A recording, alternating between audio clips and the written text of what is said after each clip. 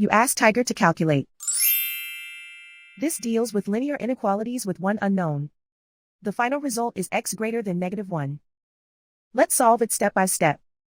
Group all constants on the right side of the inequality. Subtract 6 from both sides.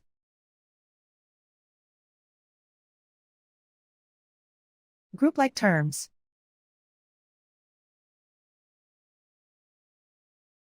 Simplify the arithmetic.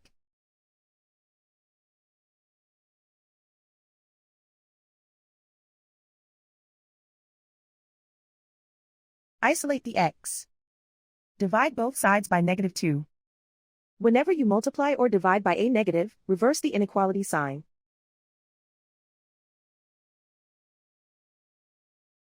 Cancel out the negatives.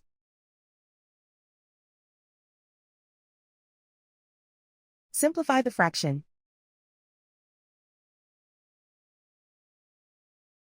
Move the negative sign from the denominator to the numerator.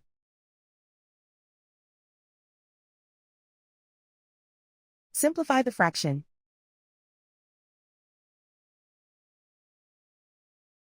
Plot the solution on a coordinate grid. And so the final result is x greater than -1.